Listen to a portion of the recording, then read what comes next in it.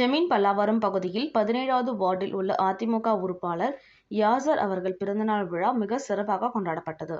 இதில் பல்லாவரம் பகுதி மாணவரணி செயலாளர் பிரசாத் மற்றும் நிர்வாகிகள் சரத் லோகநாதன், தேசிங்கராஜா, தேவராஜ், இம்ரான், அலிக் ராசா, அருண் இமயன், அபத் அலி, பாஸ்கர் உள்ளிட்ட கழக நிர்வாகிகள் கலந்து கொண்டு யாசர் அவர்களுக்கு 17வது வார்டு அதிமுக அலுவலகத்தில் கேக் வெட்டி கொண்டாடப்பட்டது.